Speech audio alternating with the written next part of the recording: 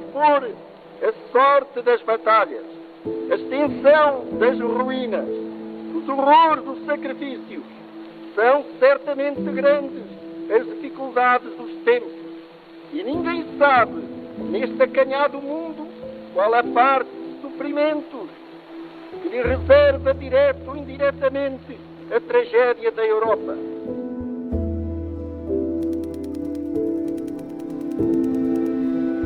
Era uma altura em que não se podia falar alto, não se podia contar, as pessoas diziam, fala mais baixo, olha que te podem ouvir. Isto era uma coisa que era o nosso dia-a-dia. Quando fui preso, fui logo para a tortura do sono, tive 8 dias de tortura do sono, depois mais 4, depois mais 3.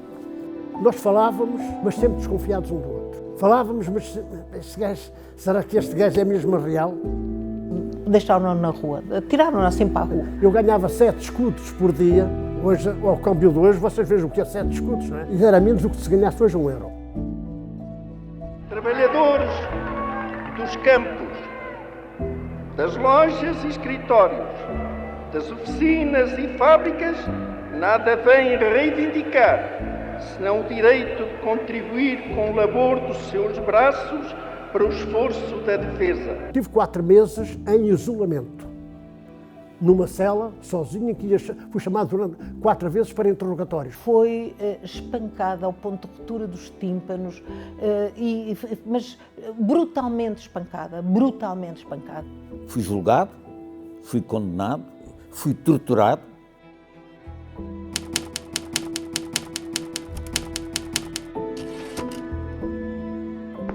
Aqui, posto de comando do Movimento das Forças Armadas. As Forças Armadas portuguesas apelam para todos os habitantes da cidade de Lisboa no sentido de recolherem as suas casas, nas quais se devem conservar com a máxima calma. O Movimento das Forças Armadas portuguesas, no decurso de uma ação conjunta, estabeleceu o controle da situação política em todo o país, após ter ocupado diversos pontos estratégicos, nomeadamente os ministérios, estações de radiodifusão e radiotelevisão, aeroportos e fronteiras. O movimento, que está cumprindo com êxito a mais importante das missões cívicas dos últimos anos da nossa história, proclama à nação o seu propósito de a libertar de um regime que a oprime há longos anos e de levar a cabo, até à sua completa realização, um programa de salvação do país e de restituição das liberdades cívicas de que vem sendo privado. –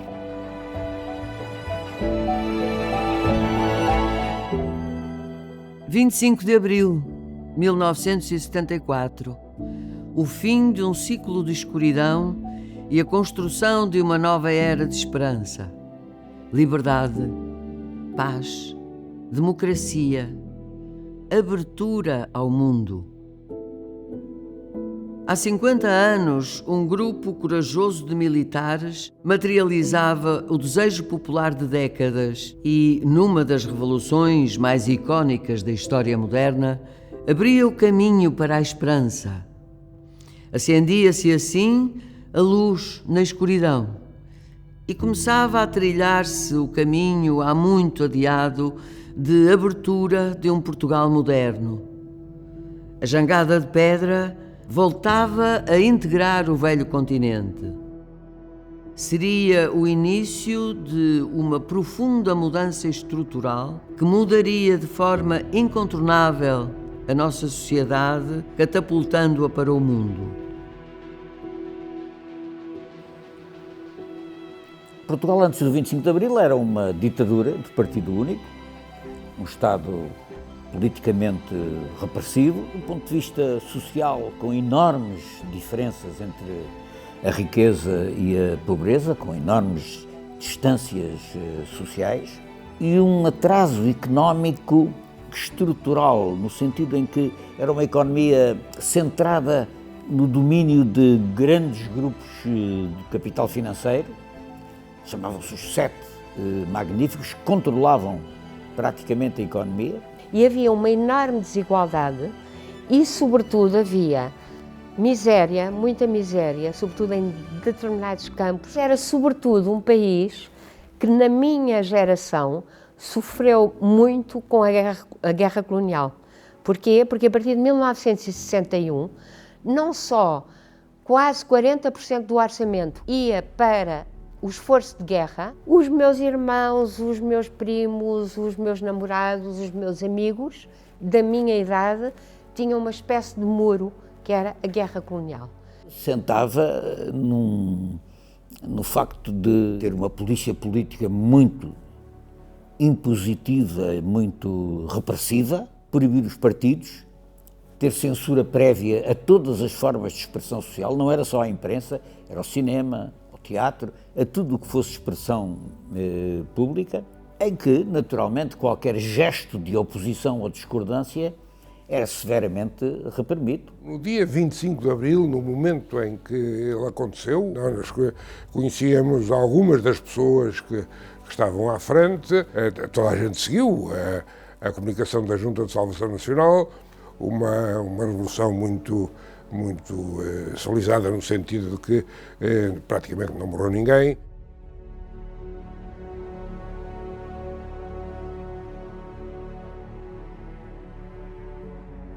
O que é que o 25 de Abril trouxe aos portugueses?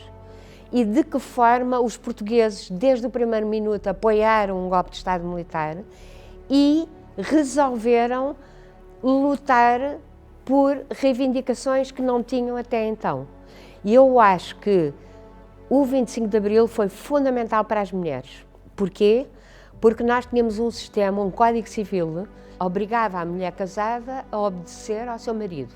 E isto instaurava um sistema completamente desigual no seio das famílias e entre homens e mulheres. Para não falar que os salários eram muito inferiores das mulheres. As mulheres não podiam, por exemplo, ser juízas, não podiam, por exemplo, ser diplomatas, e isso tudo foi possível com o 25 de Abril. Mas com também, e isso é que é importante, uma espécie de influência europeia. A Revolução foi uma explosão espontânea, largamente espontânea, de revolta contra a situação em que o país vivia, que virou literalmente o país de pernas para o ar. De repente, aqueles que nunca tinham nada, nunca tiveram nada, sentiram a oportunidade e a possibilidade de moldar o futuro com as próprias mãos. E essa iniciativa extraordinária de massa fez com que as principais conquistas da Revolução fossem conquistadas na rua.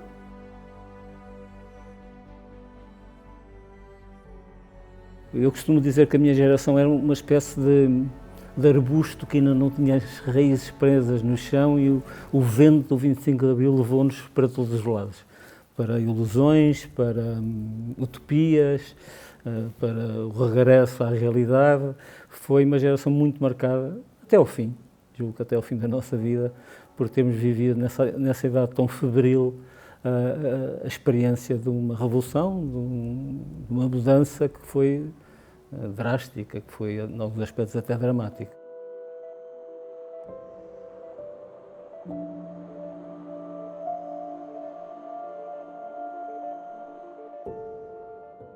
Os fundos europeus ajudaram a preparação económica e institucional, proporcionando os recursos necessários para desenvolver infraestruturas, capacitar instituições e reduzir disparidades regionais antes de Portugal entrar na CEE.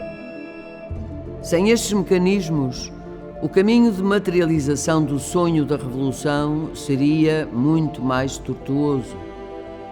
Pavimentaram o início de um longo caminho que era preciso para o nosso país confluir com o resto da Europa. Serviram para criarmos as bases para que o nosso país estivesse em melhores condições para acolher a grande mudança sistémica que teria como propósito não só melhorar a vida dos cidadãos do ponto de vista financeiro, mas também em questões laborais e sociais.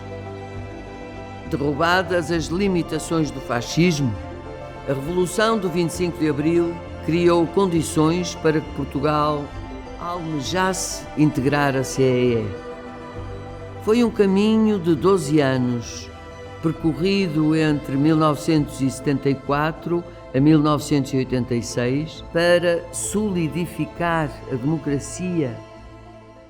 Portugal entrou na CEE no dia 1 de janeiro de 1986 e até lá foi preciso preparar, negociar, houve muitas negociações em todos os setores, nós tínhamos que aceitar aquilo que se chamava o acquis communautaire. O acquis communautaire é o adquirido comunitário. Algumas coisas eram fáceis de aceitar, outras precisavam de algum período de adaptação.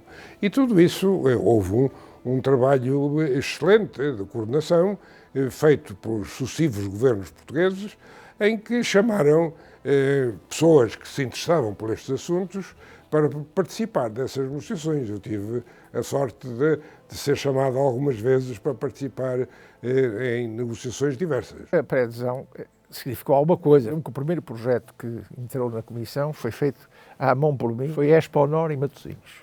Expo Honor. E eu fiz questão de ser eu a preencher o formulário para a criação da Expo Honor. Não havia nada, não tínhamos centro de exposições, não tinha nada. Depois apareceu Lisboa, depois apareceu todo lado, claro. Mas era uma necessidade muito sentida pelos empresários ter um centro de exposições. Eu lembro perfeitamente de ter feito o primeiro, e levar a Bruxelas os primeiros blocos de pedidos de financiamento. Eu acho que o primeiro grave problema que Portugal tinha era ao nível das infraestruturas, não só da mobilidade, no que se concerne às estradas, aos caminhos de ferro, enfim, todos os meios para a mobilidade, de saneamento, de fornecimento da água, da luz. Os primeiros programas de pré-adesão foram muito dirigidos à agricultura, à indústria, portanto, às pescas, portanto, foram mais para essas zonas.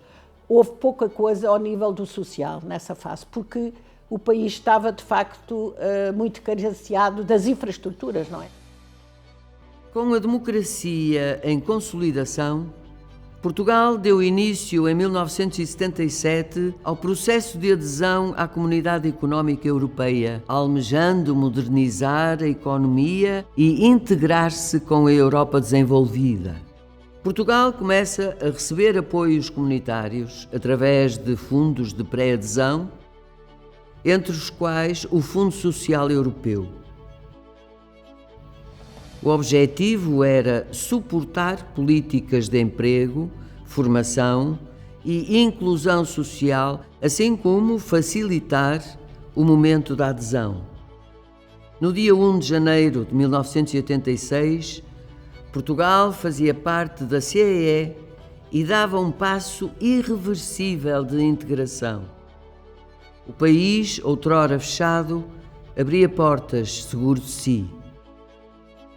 Com a integração na CEE, antecessora da União Europeia, Portugal teve que se adaptar, mas também dispôs de possibilidades que até então não tinha. Os trabalhadores passaram a viver condições mais dignas. As empresas viram as suas redes exponenciadas.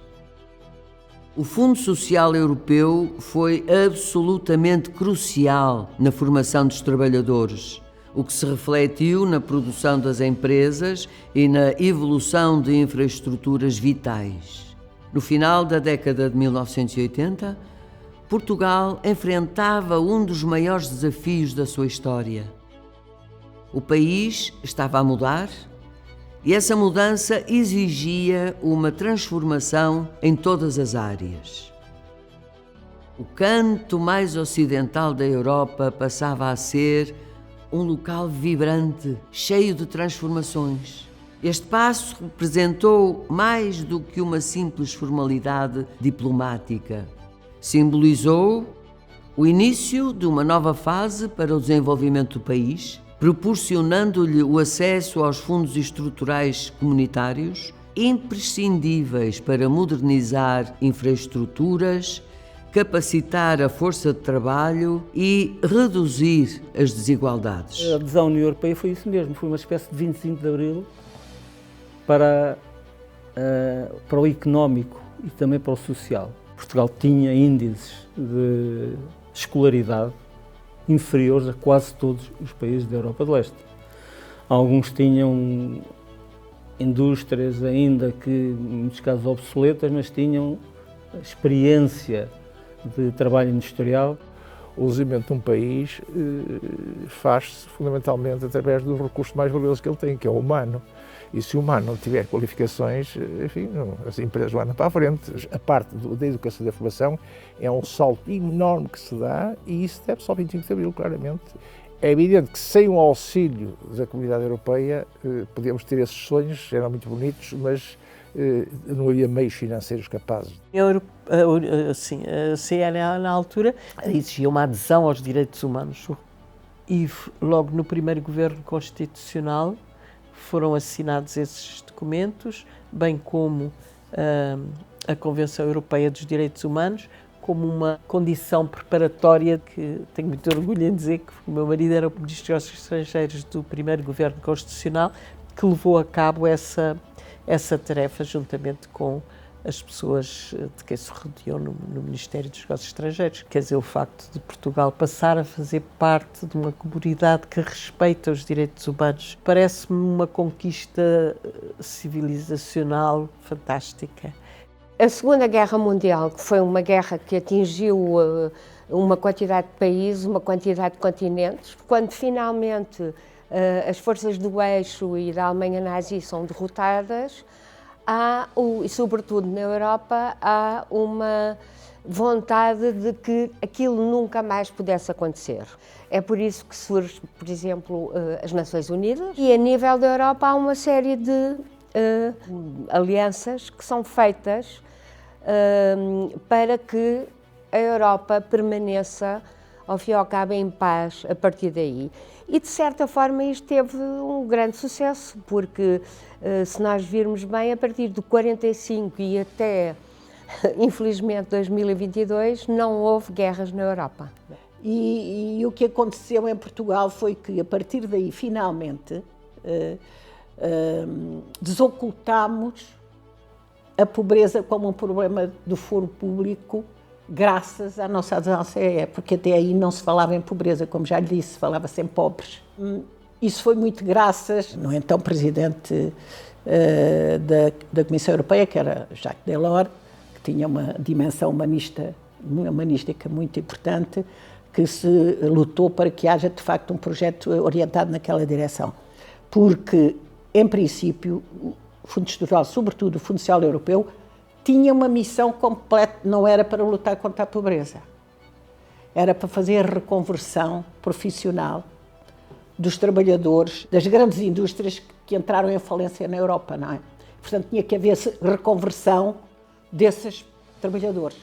E o Fundo Estrutural foi criado para isso. Portanto, era difícil adaptar-se às pessoas ditas em situação de pobreza, porque as pessoas de situação de pobreza não tinham os níveis de escolaridade nem de sociabilidade do que as pessoas do norte da Europa.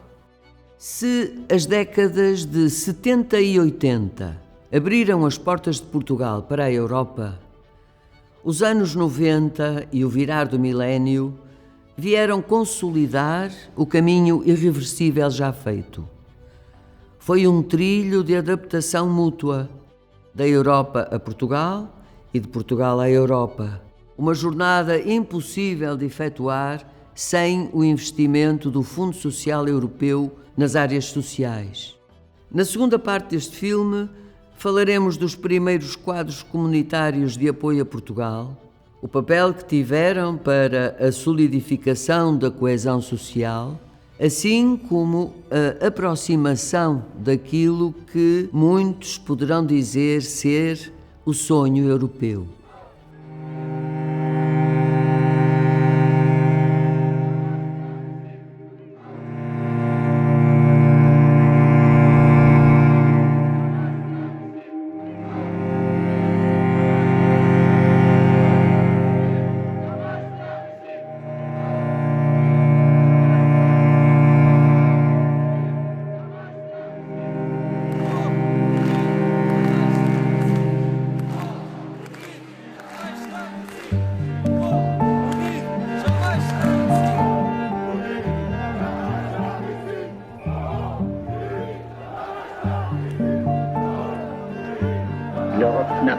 été faite, nous avons eu la guerre.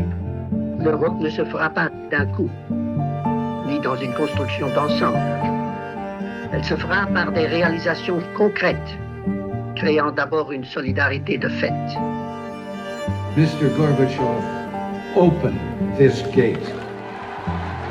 Como seja um respeitador das liberdades públicas, contrário à ditadura.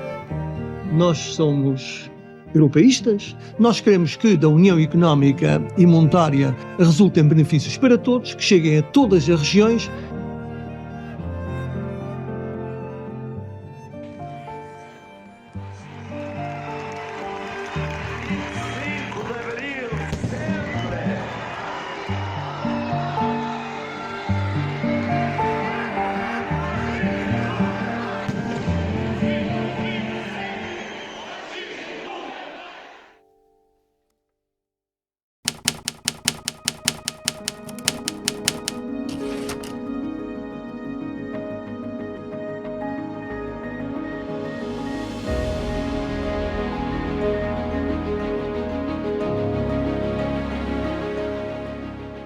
As origens da União Europeia remetem para a reconstrução da Europa Ocidental a seguir à Segunda Guerra Mundial.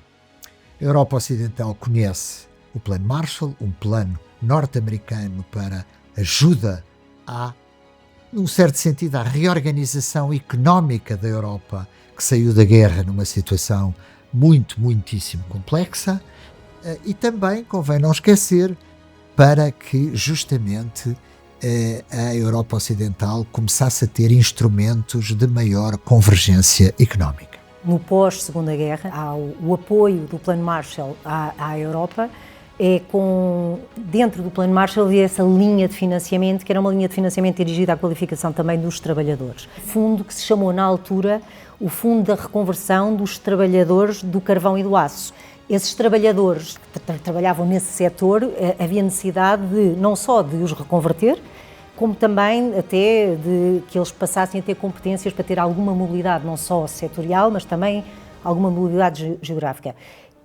Do meu ponto de vista, é esse fundo, não é? Que não é um fundo da União ainda, que é o primórdio daquilo que nós encontramos depois como o fundo que aparece no Tratado de Roma, não é? Que é o Fundo Social Europeu em 1957. Mas a grande importância do Tratado de Roma, que é no final da década de 50, é que o objetivo é criar uma união aduaneira e depois uma união económica, mas também a prazo como objetivo uma união política, para que a Comunidade Económica Europeia, a antiga Comunidade do Carvão e do Aço, passasse a ser também uma união política. A União Europeia vai progredir de união económica para também uma união política progressiva e vai ser justamente a essa já a Comunidade Económica Europeia de que Portugal vai aderir.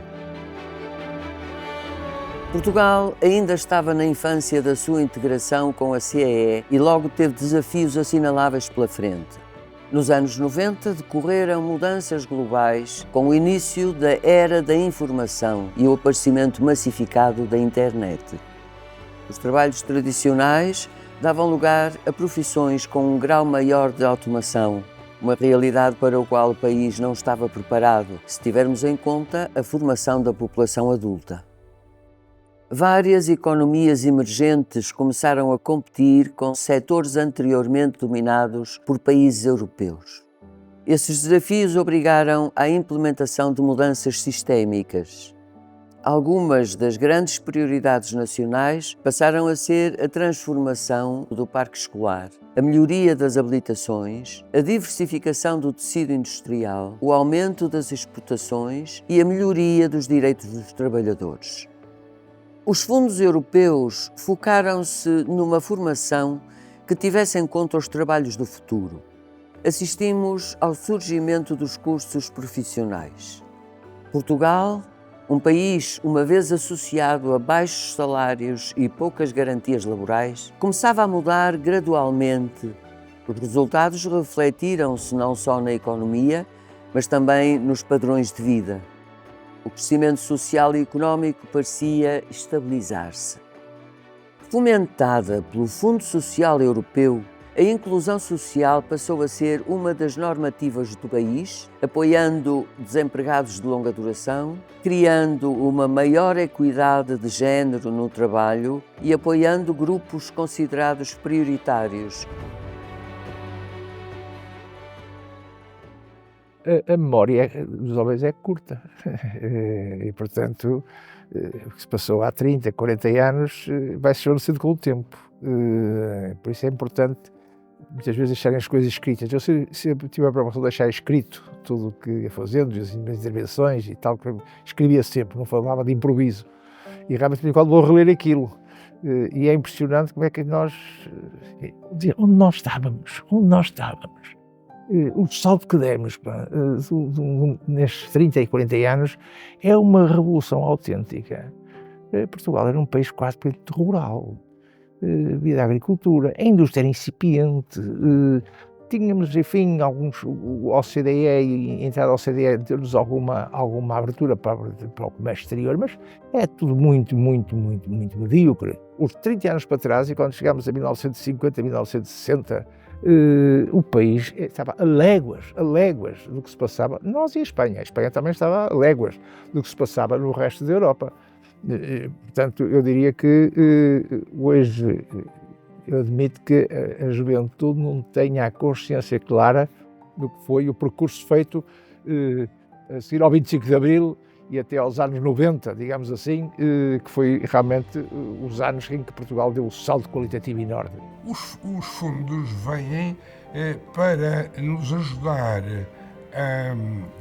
a situar-nos em patamares semelhantes aos outros países europeus e, portanto, nós tínhamos uma enorme carência de investimento em infraestruturas, ou investimento em formação profissional, ou investimento em apoio à exportação. Tínhamos muitas limitações, porque nós estava-se a gastar muito dinheiro no esforço de guerra em África. Era uma coisa muito dispendiosa que subtraía dinheiro. Havia a autoestrada Porto-Lisboa, havia 30 km em Lisboa, 30 km no Porto, e depois tudo no meio estava por fazer. O atraso compromete a formação de preços, compromete a colocação dos nossos bens no mercado geral. Portugal teve que apresentar um plano de desenvolvimento regional e foi esse plano de desenvolvimento regional que, depois de negociado, cristalizou no chamado quadro comunitário de apoio. O primeiro quadro comunitário de apoio é o resultado da negociação de uma proposta do governo português com os diversos serviços da Comissão, da Administração Comunitária em Bruxelas, para ver se eles estavam de acordo, porque, como qualquer banqueiro, como qualquer financiador, quer saber para onde vai o seu dinheiro. Quando pensamos em todas as medidas apoiadas ao longo dos anos por fundos europeus, com o Fundo Social Europeu, nós pensamos em medidas que são as que permitiram diminuir drasticamente a taxa de abandono escolar precoce. Este é o primeiro passo para termos as crianças, os jovens, no ensino, pelo menos até ao 12º ano, a escolaridade obrigatória. E depois no ensino superior foi essencial para um ponto de viragem nestes 50 anos, uma evolução muito significativa, precisamente nessas áreas, nas qualificações, nos níveis de qualificação, nas competências, na formação, na capacidade de adaptação, mas em questões como direitos laborais, como o Código de Trabalho, como o direito dos trabalhadores. Os quadros estruturais foram quadros absolutamente decisivos, porque após a integração de Portugal na Comunidade Europeia, Portugal teve acesso a fundos para desenvolver o país. Esses fundos foram fulcrais em múltiplas dimensões, porque a partir do momento em que integramos a Comunidade Europeia, que tivemos que competir no mercado global, isso obrigou, sobretudo o setor empresarial, a um esforço muito grande para se adaptar, para se reinventar. Foram muito importantes para as empresas portuguesas, porque deu-lhes acesso a financiamento, deu-lhes acesso à possibilidade de se internacionalizarem. A integração na União Europeia é uma coisa absolutamente fundamental. Por um lado, porque a União Europeia constitui um projeto histórico único. São um conjunto de países que resolveram juntar-se, abdicar cada um uma parte da sua soberania em nome de um projeto comum.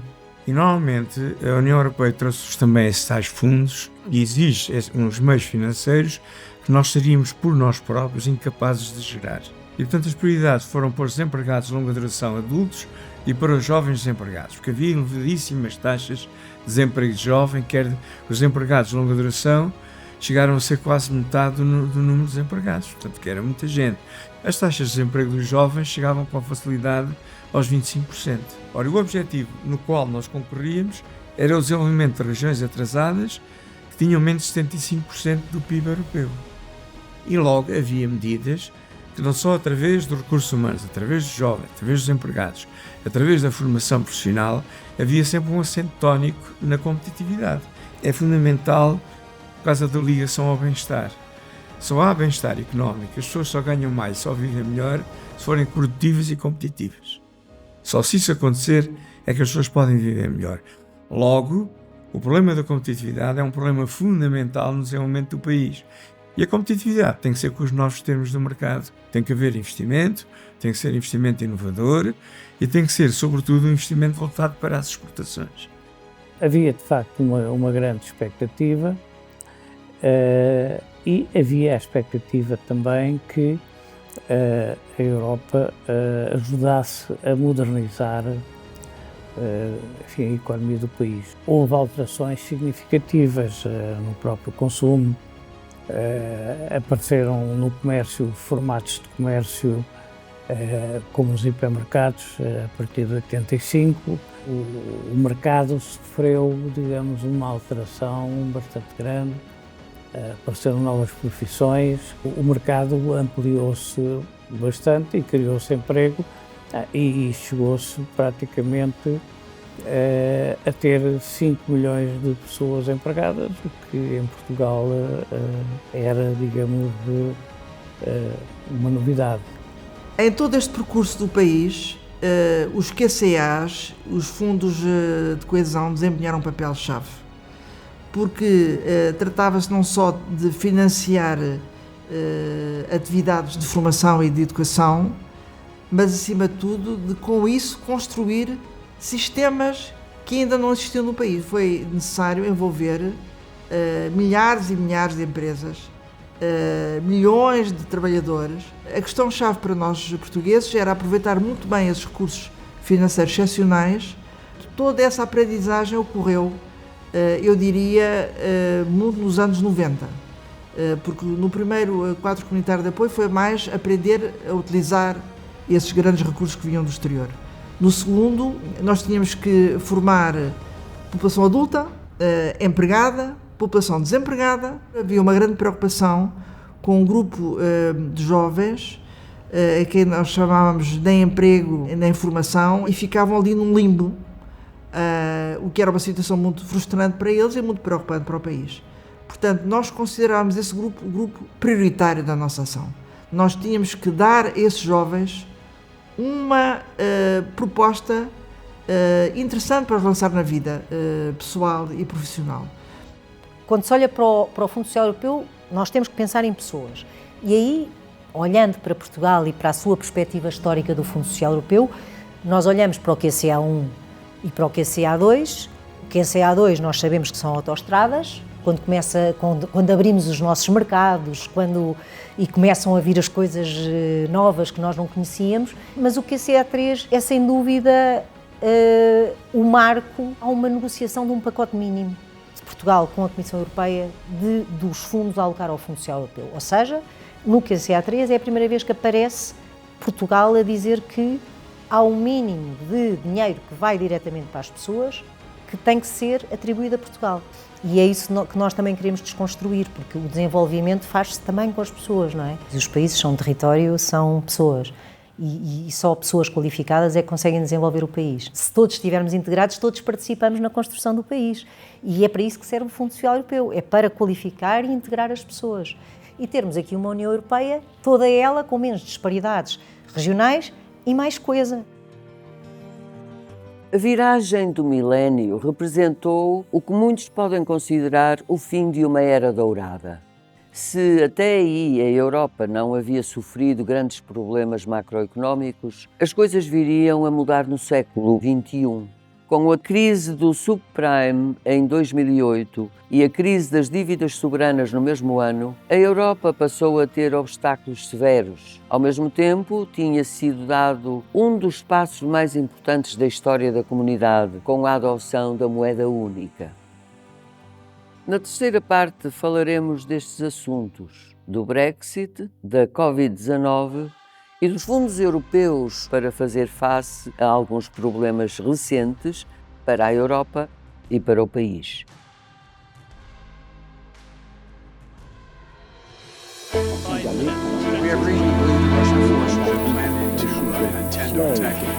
Germany, Spain, Italy, all living under tighter restrictions this morning, warning of a tsunami of COVID cases. We are absolutely clear now that there is no way that the Remain side can win. It looks as though the gap's going to be something like 52 to 48, so a 4-point lead.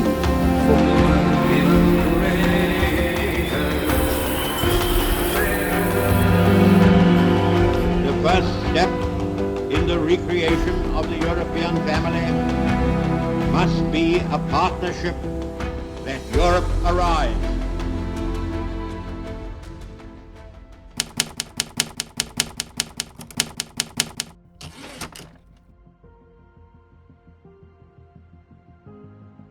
O presente é indissociável do passado. Para chegarmos ao ponto de maturidade das instituições comunitárias, percorreu-se um caminho longo, repleto de obstáculos e tumultos. A tranquilidade no seio do território da União Europeia pressupôs coesão que nunca seria possível sem um acordo de solidariedade entre nações. Os primeiros quadros comunitários de apoio recebidos em Portugal abriram as bases para aquilo que viria a ser o início do caminho de aproximação do resto da Europa. Depois surgiu o quadro de referência estratégico nacional. Este quadro, em atividade de 2007 a 2013, focou-se na qualificação inicial e na educação de adultos. Foi a fase de consolidação do programa Novas Oportunidades. A aposta abriu novas portas para uma sociedade mais preparada, facilitando a mobilidade social dos trabalhadores. Entre 2014 e 2020, através do Portugal 2020, o foco foi o crescimento sustentável, com investimentos na redução do abandono escolar e na recuperação e reforço do emprego de qualidade. O Fundo Social Europeu ajudou a modernizar as empresas, a melhorar as condições gerais de trabalho e criar uma rede de suporte para as pessoas mais fragilizadas. Um novo protagonismo foi atribuído ao ensino profissional e a caminhos de dupla certificação.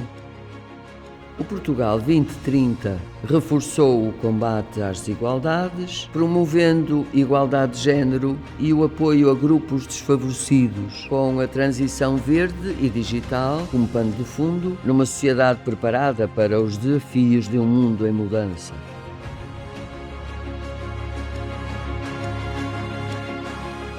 Nós sabemos, porque tem vários estudos que indicam isso, que a educação é o principal fator de mobilidade social. Quanto maior o nível de qualificação, quanto mais educada em geral é a população de um país, maior a riqueza nesse país, maior a competitividade do país e, portanto, a educação é provavelmente a variável mais importante na mobilidade social e de que os seus cidadãos têm melhores condições de vida. Eu acho que é evidente a diferença de Portugal de há 50 anos para cá, do ponto de vista até de esperança e de oportunidades que uma criança que nasce no Portugal de hoje tem de forma diferente de uma criança que nascia no Portugal de há 70 anos. Até da expectativa do que podia vir a ser a sua própria vida, que estava quase pré-determinada em função do sítio onde tinha nascido. Nós, quando se dá o 25 de Abril, éramos dos países com das maiores taxas de analfabetismo, de conclusão de ensino secundário muito baixas, de frequência do ensino superior muito baixas. Nós hoje, a nível da OCDE, somos dos países com uma taxa de analfabetismo mais baixa, com uma taxa de frequência do ensino superior das mais altas, com a taxa de conclusão do ensino secundário das mais altas. O Fundo Social Europeu basicamente acredita que o investimento social nas pessoas é o que transforma a vida das pessoas. Se nós conseguirmos que as crianças tenham a mesma oportunidade de desenvolvimento no mesmo espaço, isto quebra ciclos de pobreza, isto liberta, nomeadamente as mulheres, para uma melhor participação em condições de igualdade no mundo do trabalho, e é também uma forma de garantir que as crianças, ricas ou pobres, estejam no mesmo espaço. Traduzido isto, numa vantagem para o país. Só é possível ter liberdade se a pessoa tiver condições para ser livre. Uma sociedade com mais coesão social é uma sociedade normalmente com índices de confiança interpessoal, em que as pessoas confiam umas nas outras, mais elevados. Confiando mais uns nos outros, tudo funciona melhor numa sociedade. Sistemas políticos e económicos com níveis de confiança interpessoal mais elevados não apenas garantem melhor qualidade de vida às pessoas, porque eles sabem que se tiverem uma dificuldade os outros ajudam, mas igualmente garante também que o sistema económico funciona melhor. Conseguimos algumas garantias importantes, desde logo os 25% garantidos para a inclusão social e o facto do FEAD, o Fundo de Apoio aos Mais Desprotegidos, ter ficado de fora desses 25%. O Fundo Social Europeu serve para colmatar, nos apoios, por exemplo, ao emprego, não é? Aquilo que nós chamamos as lacunas de mercado, daqueles trabalhadores que o mercado não absorve. E são essas áreas difíceis de ultrapassar no mercado de trabalho, em que o Fundo Social Europeu intervém, financiando os estágios dos jovens, que lhes permite ingressar no mercado de trabalho de uma maneira que, se calhar, de outra forma não ingressariam. Por exemplo, as questões da inclusão das pessoas com deficiência, provavelmente sem o Fundo Social Europeu, essas pessoas estavam ainda marginalizadas. A formação de dupla certificação.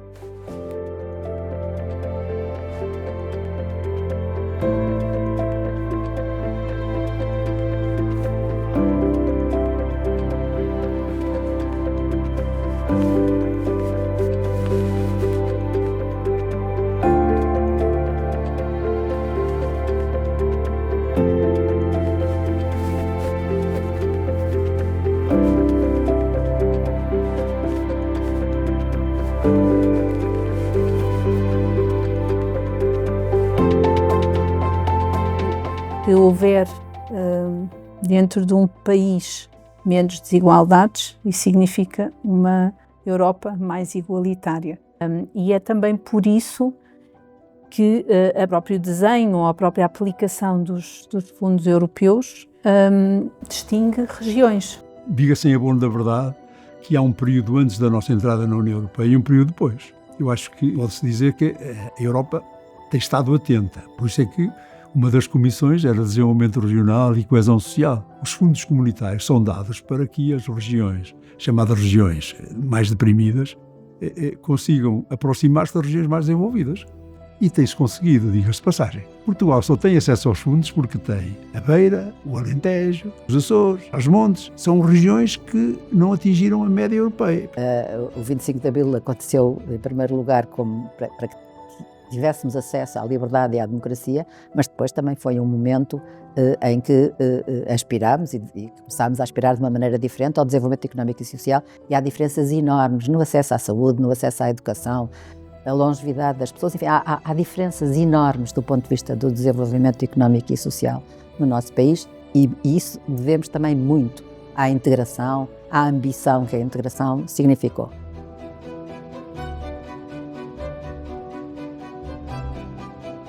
A última década tem apresentado desafios extra para a União Europeia. O Reino Unido, a segunda maior economia da Europa, saiu da comunidade. O surto da Covid-19 teve um grande impacto no velho continente, forçando o controlo de fronteiras e a uma menor mobilidade nos países. Diversos setores da economia europeia estagnaram. Os impactos no emprego e na vida das pessoas foram incontornáveis.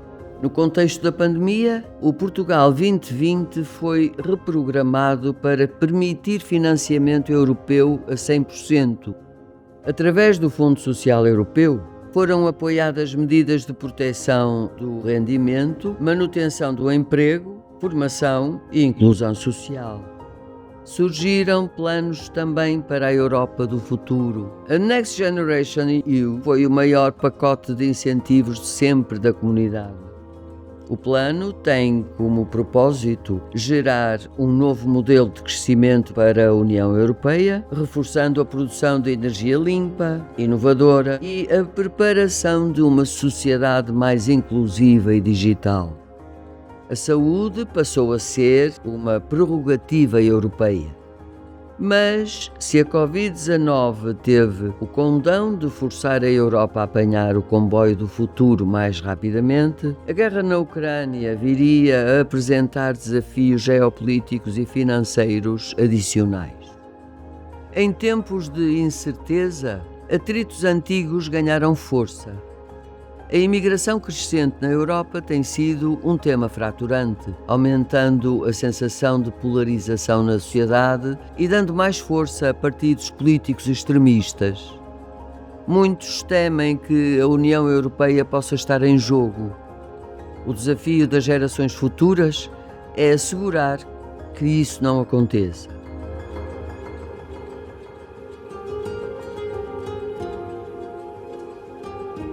Eu acho que há um grande desafio que o Pessoas 2030 também abraçou logo, desde logo na sua programação e desde logo no nome que tem, que é um desafio transversal, que é o desafio da demografia. Portugal deixou de ser um país que passou a ser um país que recebe imigrantes. Se nós falássemos nas negociações do Fundo Social Europeu, não há muito tempo, há 10 anos, de apoios à demografia, não só ninguém nos ouvia, como diziam, o Fundo Social Europeu não serve para isso, não é? E nós, o desafio da demografia no Fundo Social Europeu é um desafio muito importante. Repor os níveis de natalidade que decresceram muito. Esse é um grande desafio que eu acho que é o grande desafio também do Fundo Social Europeu. É qualquer coisa que o Fundo Social Europeu vai ter que se adaptar claramente. A grande dificuldade disto tudo é como é que vai ser o futuro. Aqui há meia dúzia de anos, 10 anos, uma dúzia de anos, pensava-se na internet, nos motores de busca, onde é que estava o conhecimento, onde é que estava a informação. Isto evolui de tal forma que nós temos que pensar o futuro numa perspectiva de uma formação integral do jovem. Os jovens têm que estar, as pessoas têm que estar preparadas para a mudança. Hoje o mundo apresenta-nos desafios bem diferentes do que tínhamos há 35 anos atrás. Se há 35 anos atrás queríamos ensinar os alunos fundamentalmente para serviços, para a área dos serviços, para um determinado modelo industrial, hoje claramente estamos a preparar alunos, não é como dizemos com muita frequência e ouvimos todos os dias, estamos a preparar alunos para profissões que desconhecemos. E uma das questões que hoje tem colocado tanto é esta da inteligência artificial e tudo aquilo que ela, de alguma forma, vai fazer emergir.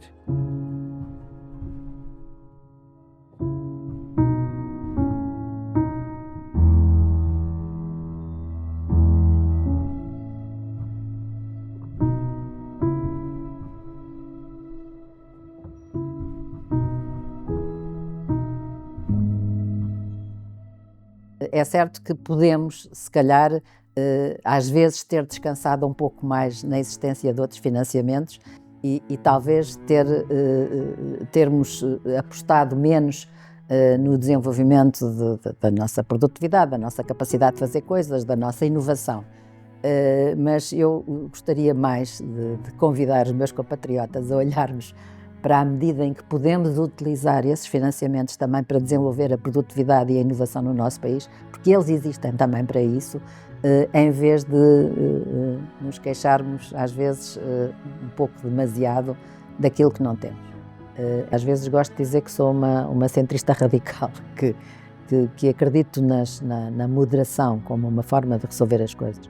Mas não quero minimizar os riscos, porque os riscos estão aí, existem, estamos a vê-los. Sou uma europeísta convicta desde há muito tempo, desejo o reforço da União Europeia. Acho que no mundo em que estamos a viver é preciso que os países encontrem maneiras de se organizar entre eles, porque cada vez mais é óbvio que só conta quem está organizado em espaços relativamente grandes. Eu preciso ter esperança que a Europa possa continuar a ser um ator relevante no espaço internacional.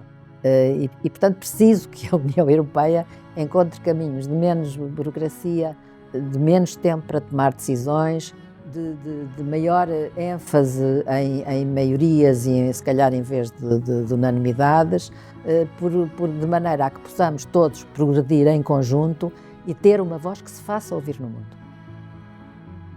A União Europeia, se não fosse outra coisa, introduziu-nos alguma disciplina. Fui deputado europeu e, portanto, pertencia a duas comissões, uma do desenvolvimento regional e a outra era do comércio internacional. Nós éramos beneficiários líquidos, porquê? Porque havia países contribuintes. Ora, os países que contribuíam tinham que saber para que é que nos dava o dinheiro. Eu se me perguntarem, mas queria viver num outro território que não este da União Europeia, eu não, nem de perto.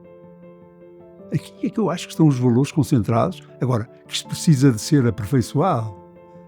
Naturalmente, e as pessoas perguntam, mas os países dão-nos dinheiro porquê? Eles dão-nos apenas dinheiro também com uma intenção, não tem nenhuma obrigação. Dão-nos para nós nos dinamizarmos, mas depois também para irmos buscando, digamos, aquilo que nos faz falta. E esse era o estádio que eu gostava que Portugal chegasse. Passasse a ser um país contribuinte, era sinónimo que atingiu um tal desenvolvimento e já não precisa de auxílio da União Europeia.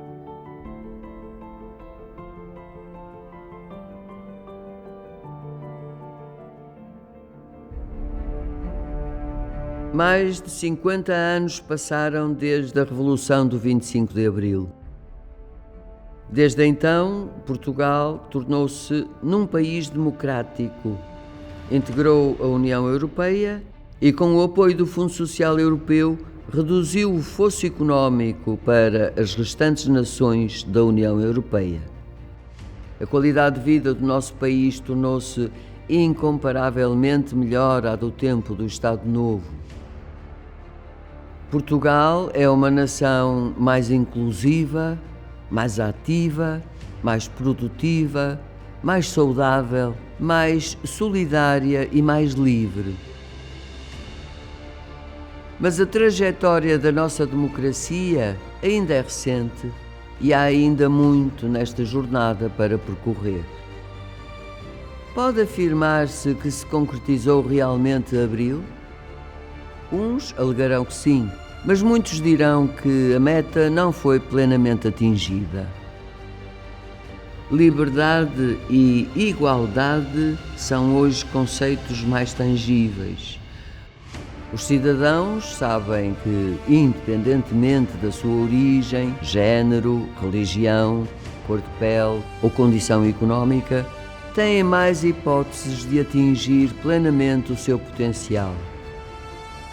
Mas há muita margem de progressão. Aproveitar as oportunidades do Fundo Social Europeu é uma missão que diz respeito a cada um de nós, mesmo com as adversidades que possam surgir. Abril abriu também as portas do nosso país. A adesão de Portugal à CE foi um dos combustíveis diretos para o maior desenvolvimento do país, também ao nível da formação, das qualificações, etc. Que, aliás, esse é o grande desiderato do Fundo Social Europeu. Aquilo que diferencia a Europa de outros continentes é a coesão social, pôr as pessoas em primeiro lugar. Eu acho que o virtuosismo está em combinar a proteção social, o olhar para as pessoas com a competitividade, a produtividade, empresas mais fortes. Nas negociações para o próximo quadro financeiro plurianual, o investimento nas pessoas deve continuar a ser prioritário. Isso passa por continuar a investir na qualificação, e na formação, mas também, ao mesmo tempo, assegurar a competitividade da Europa. Estamos perante desafios ao nível do mercado de trabalho, à escala planetária, em que são possibilitados pela inteligência artificial, pela economia chamada 4.0, que é quase uma quarta revolução industrial. Haverá empregos que vão desaparecer, haverá todo um outro conjunto de empregos que vão aparecer, que são novos, e, portanto, vai haver desde logo uma necessidade de formação que vai ser muito exigente e de uma forma diferente do que aconteceu no passado. Eu julgo que há condições para que Portugal certamente, mas a Europa também, possa enfrentar os desafios da era digital. Concretizar Abril não deve ser um desígnio só do Governo, mas de cada um de nós, sob o risco de perdermos novamente o controlo sobre as nossas vidas. Caminhemos então em direção ao futuro. Ele depende de nós.